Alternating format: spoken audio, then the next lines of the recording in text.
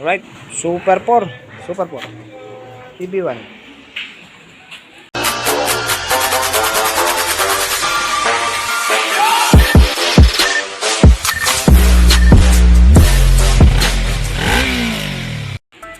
Natin setup.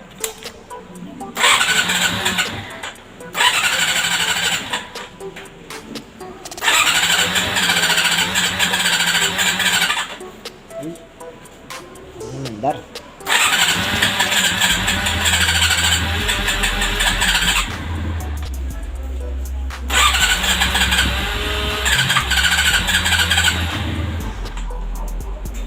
Awit.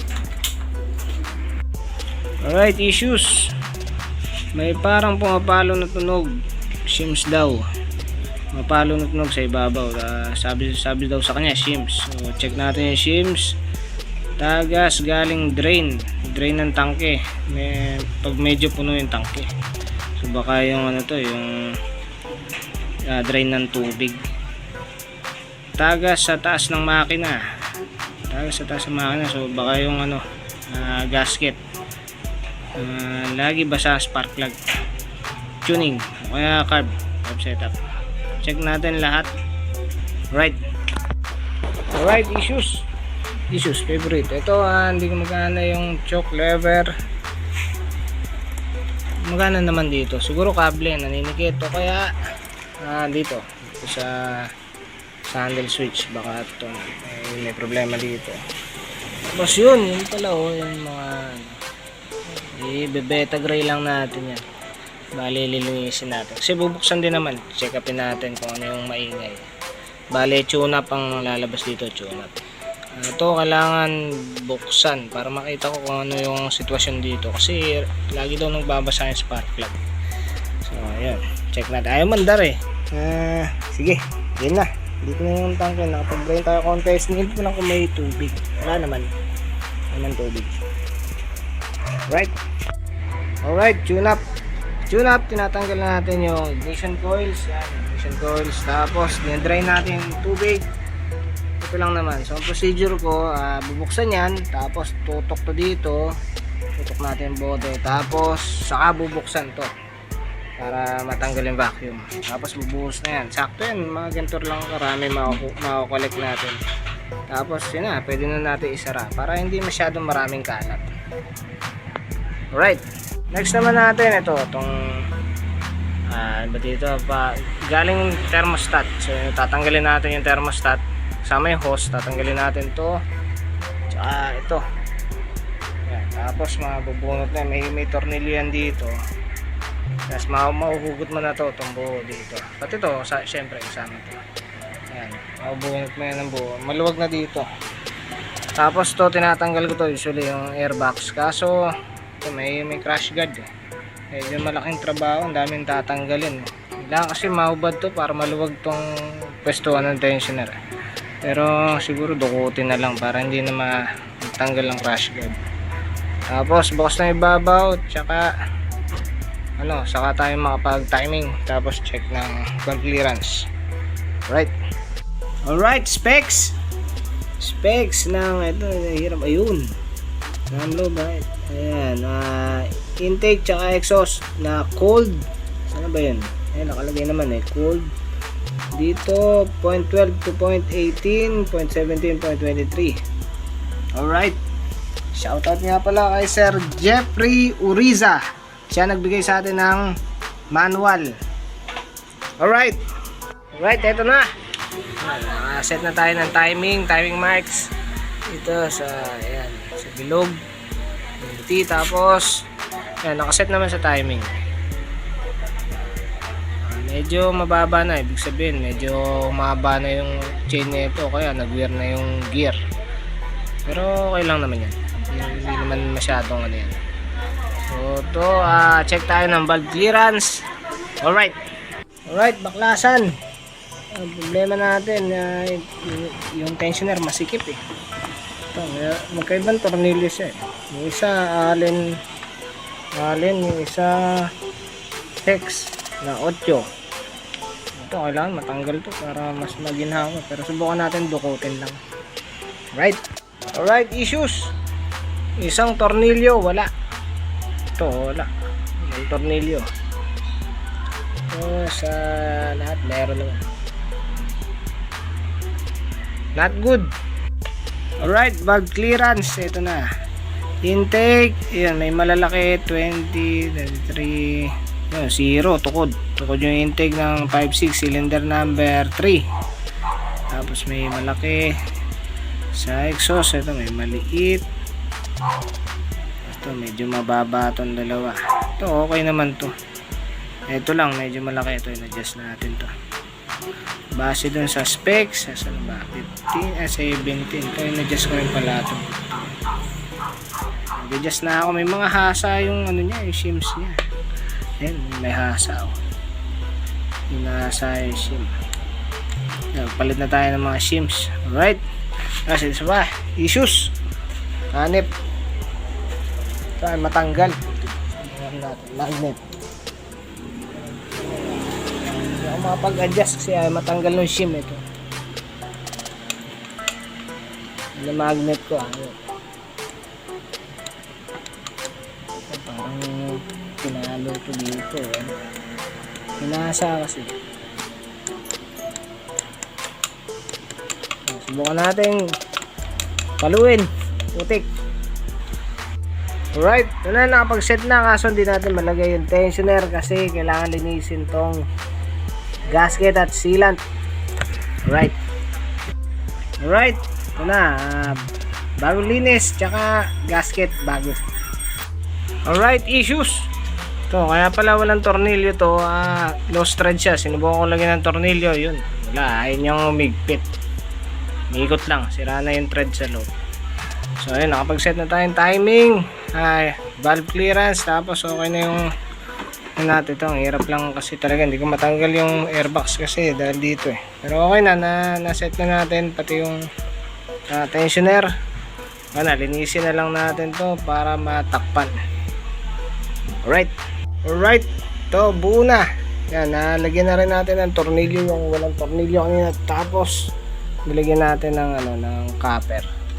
Matigas na yan. Alright, ito na. Carbs. Iyon, nakita agad. Ito, makalawang yung tangke niya siguro. Makalawang yung yung laman ng float bowl. Bago yung mga carb kit. Siguro to Lazada Jets.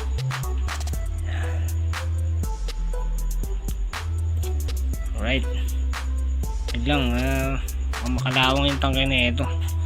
So gagawin natin, lagyan, may filter naman yun pero check muna natin yung laman ng tangke. Alright, baklasan. Baklasan. Kasi maingay lakas yung ingay sa ibabaw. Nare-build na rin pala ito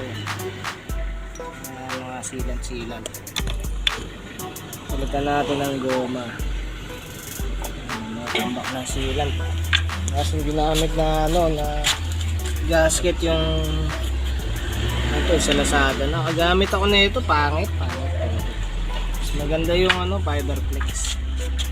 Masama ng pagkakayari. Sorry pero talagang masama Ang dumi.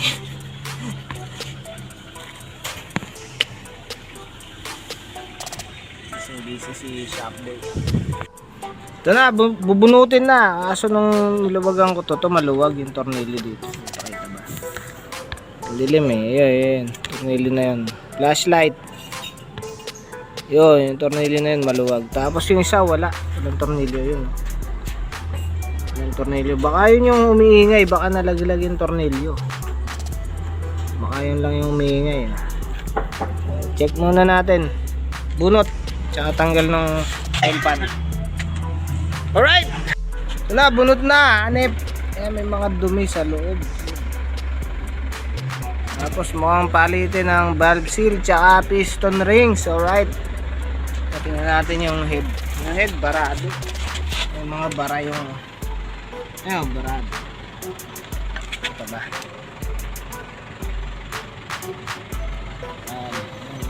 Mga bara sa loob, ayun.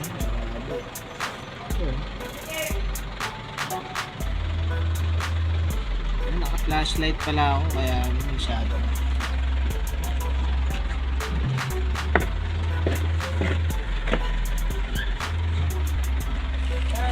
Right.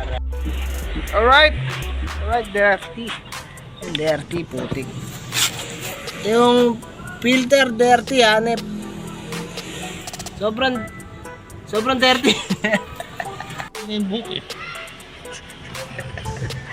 Dirty, hanep. Hanep. Alright, video. Yung dalawang sleeve walang o-rings. Ayan. Ang o-rings. Yung dalawa meron. Pero ano na, sunog na rin.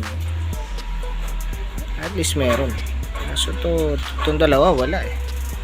Ayan, pumili na tayo ng ng bago. Saan yung bago natin? Bago. Alright. Alright, valve seal. Ayan, papalit tayo ng valve seal na bago. Bagong valve seal. Alright. Alright, lapping. Ito na yung mga nilaping. Dami yung OCD dito. Diba, hindi pa tapos. Alright, ready na yung gasket natin. Yung head na napakalinis, hanep.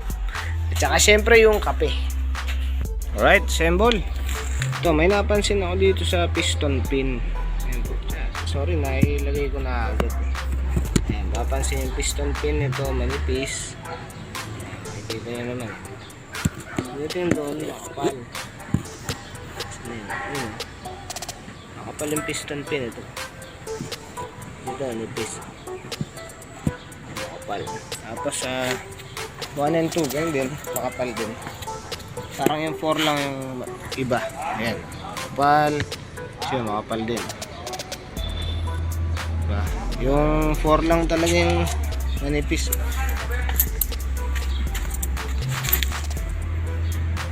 Siguro napalitan na to ng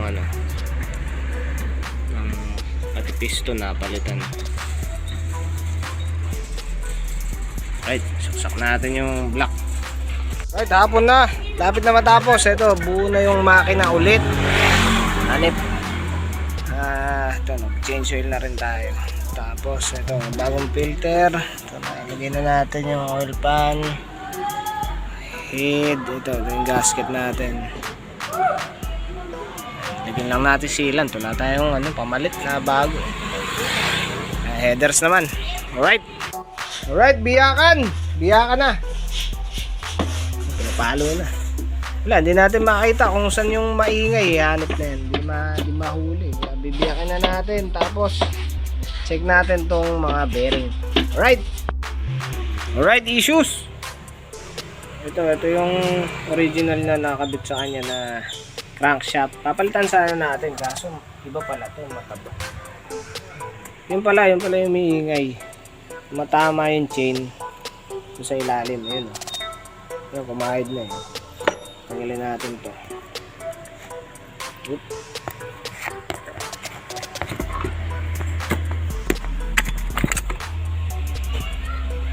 Yun o. Kinain niya na eh, no? Kayod. Yung pala yung maingay. Hanip. Alright, video. Yan, minasin na natin. Machine, hanip. Yan, makinis na siya. Hindi na siguro tatama yan. Medyo malalim na yung binawas natin eh. Yan, mukhang goods naman. No? So, lilinisan na lang natin to. Okay na. Alright, ito ulit yung tawag dito, filter, strainer. Yan, puro dumi. May mga dumi na naman, yung metal shavings. Yan. Pala yung kumakayod, hanip. Yung pala yung maingay. Hanip. Alright, video. Ito, tinabasa na natin yung ilalim na part ng ayun. Ayan o. Kita ba? Ayun. Hindi na tumatama yung chain, hanip. Ayan, luwag na. pwede na siya mahubad. Ayos, ayos. Yun lang siguro yung maingay eh.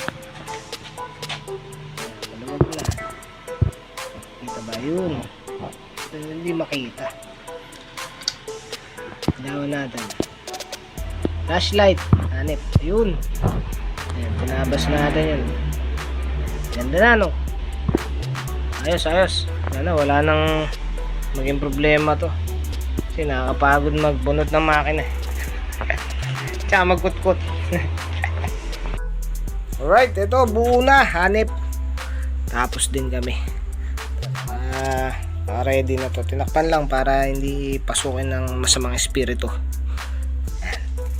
Pakita natin yung mga gasket natin. Yung gasket, ano yan, Fiberflex. Tapos may sealant. So, sinilant na rin natin tong part dito. Okay na tayo. Alright. Ayos, ayos. Alright. May sigaw pa dun. Alright. Na. Salpakan na ng makina. Hanip. Naiset na natin. Doon na natin lalagay yung block. Tsaka yung ito. Bago nating gasket. Nasa engine block. Alright. Alright, shoutout nga pala sa Grand Almaster Motorcycle Parts. Alright.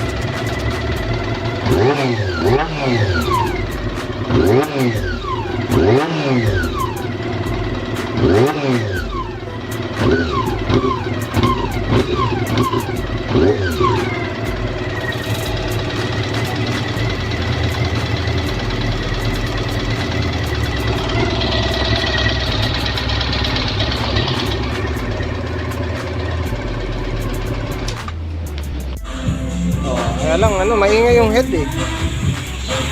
Parang may problema naman ngayon sa tune-up. Shims.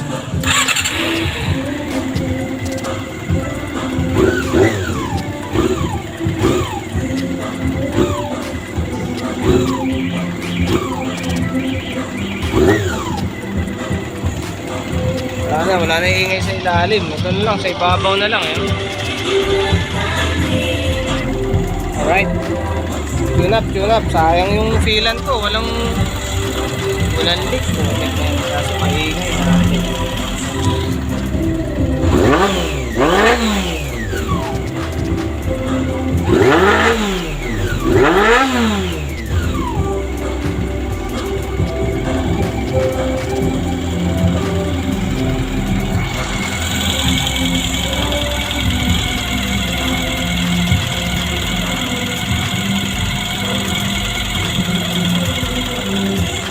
Right. Kasi mga GPS eh. Right. Baklasan ulit putik. Umiingay sa ibabaw. Hanip na yan. Parang hindi sumasampay langis eh. Kaya buksan natin yung ito. Accessin natin yung galing sa ilalim eh. Ito tatanggalin yung strainer. Tapos ito nabuksan ko na to eh. Dito accessin yung oil pump. Bubugaan natin, tatanggalin natin yung oil pump, bubugaan ng hangin. Tingnan natin kung makakabuga siya, paakyat. Paakyat dito kasi parang yung nangyayari, walang sumasampa langis eh. Ay nako po. Alright, video. Ito, nasara na ulit, hanip. At yun, binunot natin ulit tong yung strainer. Marumi, hindi ko na na-videoan, sorry. Marumi yung strainer ulit na nakateteng. Baka bumara na dito eh. Kaya bubuksan natin ulit to, tapos pa ikakrank yung makina para makita kung matagas ay bumubulwak yung langis sa ibabaw. Kailangan kasi bumulwak yung langis dun eh. So So yun, no? Dami pang gagawin. Bali, inuuna natin syempre yung condition ng makina, yung carburetor, yung buong setup ng makina, yung pag-andar niya ng maayos, matino. Bago tayo lumipat sa mga mga preno, ganyan, mga kadena, saka na natin natupagi yan. Unahin natin muna yung condition ng makina. Pag okay na siya, saka na tayo doon sa mga mga minor na, kasi mga bearing, ilaw, ganyan. Mga minor na yun eh. Kaya inuuna talaga natin yung pinaka-importante, yung makina. Yung andar niya, CDI, kuryente, yan. Yung mga yan muna. Alright! Alright! May ilaw pa eh. Gusto natin kung iingay po ta.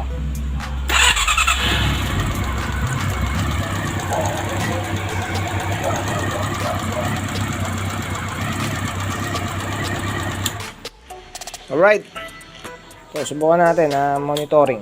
Monitor muna natin. Kasi merong maingay pero minimal eh. Parang bihira. Minsan merong parang ticking sound sa gitna. Yan o.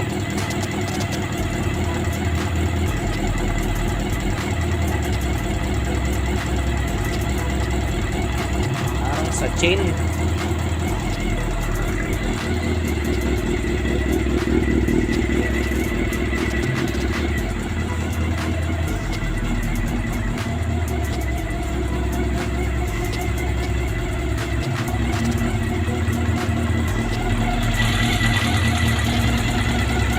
Sa gitna yung tunog eh. Ang chain may problema.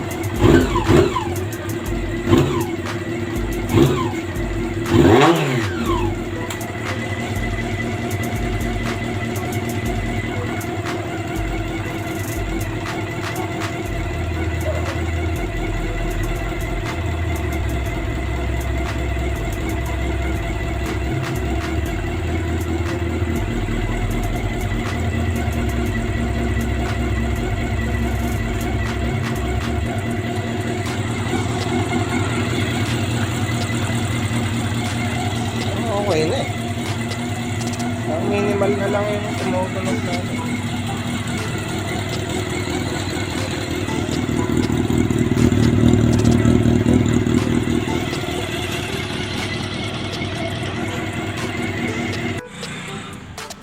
Alright, ayun, nakakita ko rin yung nagtitik dito sa kaliwa. Sa kaliwa pala tumatagos to, itong high tension wire na to, tumatagos yung kuryente dito. Nakita ko, napansin ko kasi nakabagsak to. Nakababayan ganyan eh. So nakita ko tumatalsik kuryente dyan. Pwede ko naman pakita.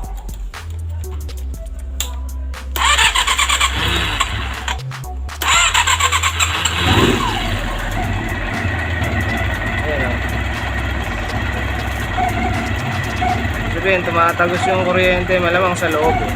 Pag nakalagay na yung cover.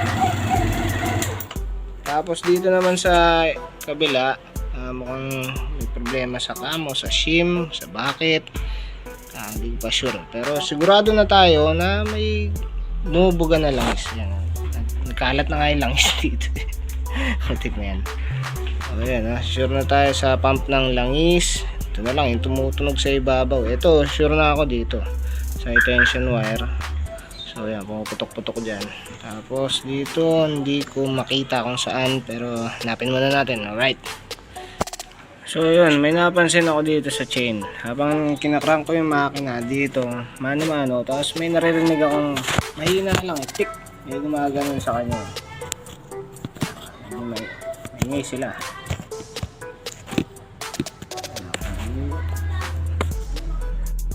Yan, subukan natin ikutin. Tapos may naririnig ako mahina lang na tick. Sabay, mahina lang ikot.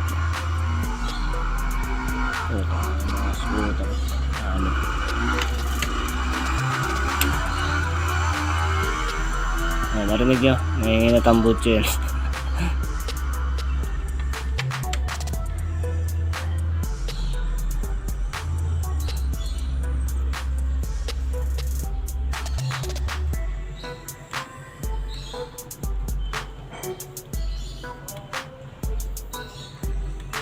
Yun o.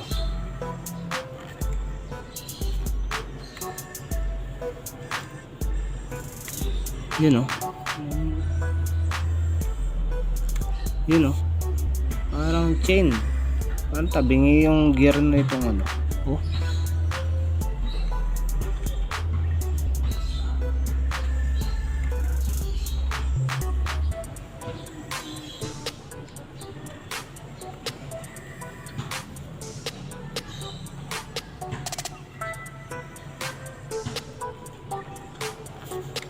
Yun. May problema sa chain. Hanip. O kaya doon sa gear. Sa gear. Hanip na yun. Alright. Medyo nahirapan na tayo dito. Putik na lagitik. Hindi makita kung nasan. Kaya papalitan natin ng cam. Hanip na yan. O kaya ito. Baka may kayod din na kasi ito yan. May guhit na eh no. Baka yan lang yung problema. Ewan ko. Bukan natin, nanip. Alright, ito, nagpalit tayo ng cam. Ito.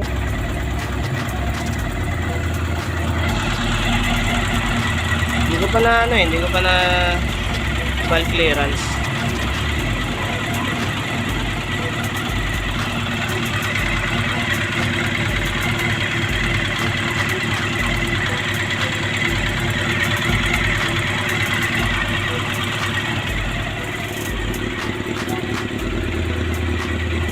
Pa rin eh, parang chain talaga eh. Hanip na yan. Alright, palit tayo ng gasket. Hanip na gasket yan, puro ano na eh. Ilang beses nang nasilant, hanip na yan. Palit tayo ng bago. Alright, palit na tayo ng gasket. Bago, hanip. Bago. Ito, isa pang problema. High tension wire niya pang kotse. Palitan natin ng ito. Pang motor, hanip. Alright, issues pa rin. Ito, walang lock. Yung spring dun sa ano, yung nakaharang. Para mag-lock dun sa dulo ng spark plug. Palitan natin na ito. Hanip. Yan, kunin lang natin nasa loob. Yun o. Yun. Alright. Hanip, may maingay pa rin. Wala naman tayong pinalitan sa loob, nag-repair lang tayo. Kaya lang, yun nga, parang kailangan palitan yung mga laman loob na ito eh. Hanip na yan.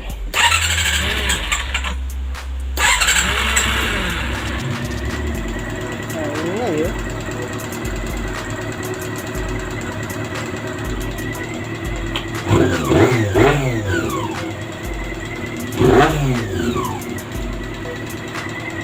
Saan tayo sa tuning eh. Ano, nag-iingay sa makina. Ang lakas eh oh.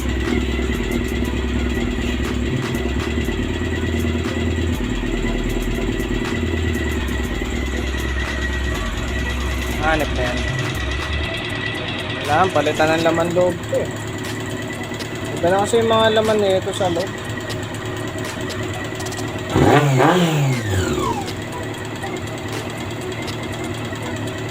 Not good. Alright, baklasan ulit. Putik. Binaklas na natin yung makina. Ayan, pinagiwalay ulit. Tatanggalin natin to. Papalitan natin ng crankshaft. Ayun. Ito yung nakalagay sa kanya, manipis. Ewan ko kung pang anong motor to. Sabi, version S daw to. Hindi ko sure Hindi ko naman kabisado nga ganito siyempre.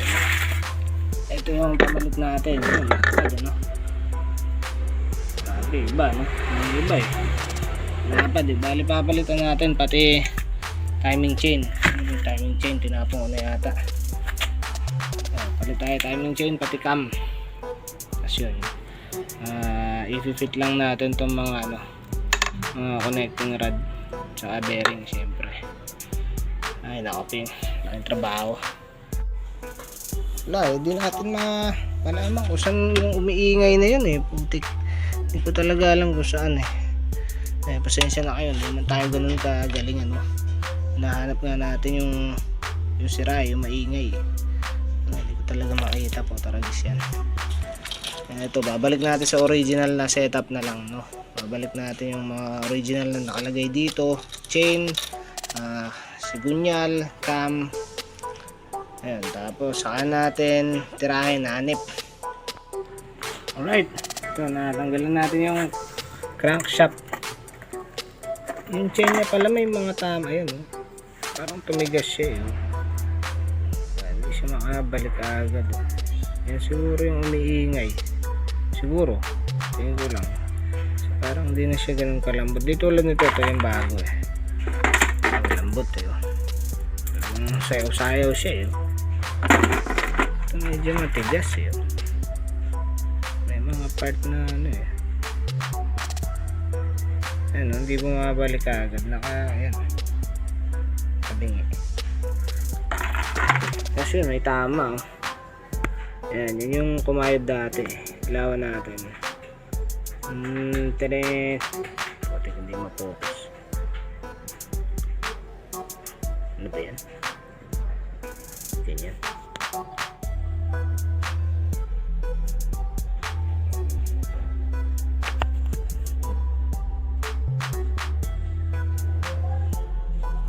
Ano ba ito? Ayan.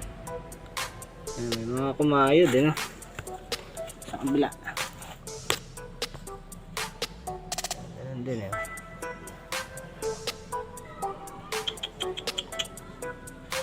Hindi ko alam kung anong kumayod dyan, eh. Ito dati, ano to, kayod to. Minasin na lang natin. Smooth na. Hindi man smooth, pero at least nabawasan siya. Hindi yung katulad nung dati na ano, sobrang gas. Yan lang po siya. Laking trabaho talaga. Ito, baklas na naman lahat. Palitan natin ng crankshaft. Hanip. Alright, baklasan ulit. Tayo na. Hanip na yan. Ay humiingay pa rin, eh, pero nasa ano na lang, nandito na lang sa ibabaw. Dito sa bandang kanan na lang, eh. Wala na yung sa gitna, wala na yung sa ilalim. So ito na lang, yung sa ibabaw na lang. Hanip. So, drain ulit tayo ng tubig. Tanggal ng ignition coil, thermostat, linya ng tubig. Tapos valve cover. Alright. Yan, may nakuha na tayong head. Putik. Cylinder head na pamalit. Putan, napakalayo nito. Napakalayo. Yung bahay ko siguro nandun. Hindi siguro dyan. Baka nandito. Nandito. Hanip na yan. Sabi, layo. Pero ang ganda dito. Sulit yung biyahe. Alright. Medyo nakakapagod yung biyahe. Layo. Kain muna tayo sa Canto Pares. Right. Tinanong ko si sir kung masarap yung pares nila, masarap daw. So, ito, tinanggal ko ulit. Putik, may umiingay. Tapos natanggal yung gear para sa oil pump. Hanip. Ito, may mga tama rin pala itong piston. Yung piston niya, eh.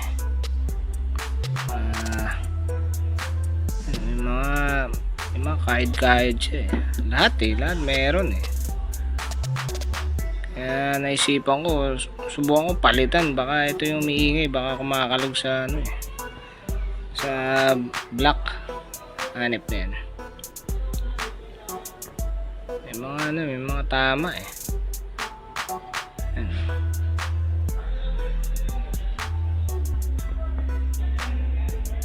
Ayan, oh. Tama, eh. Naisip ko baka itong piston nag-iingay, eh. Kaya ito, palitan na natin ng ibang piston. Hanip. Mas maayos itong mga to.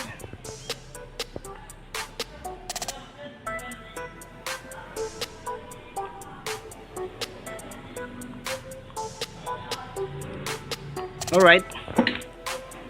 Ito, may nakuha tayo pamalit. Hanip. Makinis pa, ano? Marumi lang. Makinis, eh. Linisan lang natin muna. Alright. Hanip. Sobrang alat po. Putulan naman, eh. Taragis. Hindi matapos-tapos sa problema dito sa motor na to, eh. Putulan, putik. Hanip. Alright. Yan, nakakuha tayo ng matinong stud bolt. Hanip. Buti na lang, may nakuha tayo.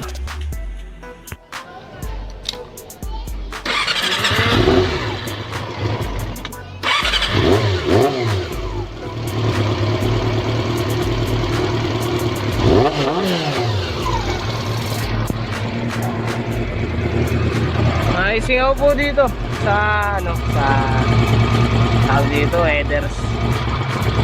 Ayan, mamatay siya. Hindi siya may tono eh. Duda ako dito sa sa kabila pala. Duda ako sa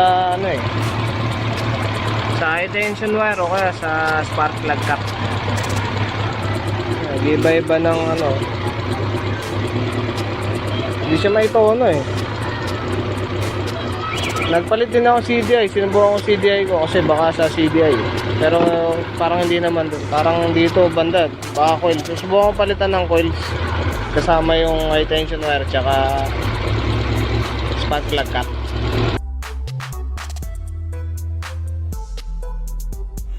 Alright, so exit na po. Ito pala, dati na palang sira ito. Wala ko, ako nakasira. Ano na daw sira. Tapos mga ginawa natin, ito palit ng head, buong head. Palit tayo ng piston ring. Ito, syempre, nakuha natin, nilapping pa natin. Tapos palit ng valve seal. Palit na rin tayo ng valve cover gasket. Buti, hindi ko napunasan maigi, medyo madugit Pero konting punas-punas na lang yan.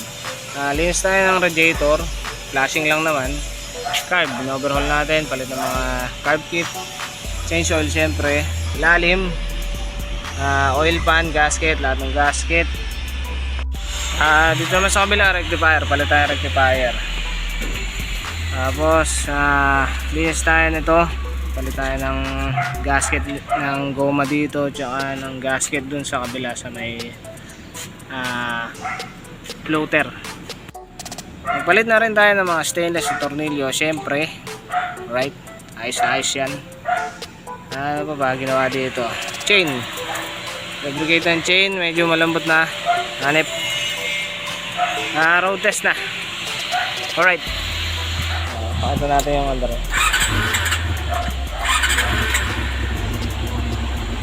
Sobrang baba ng minor ko.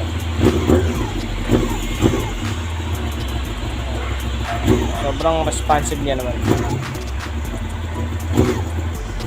Kasi hindi na mamamatay.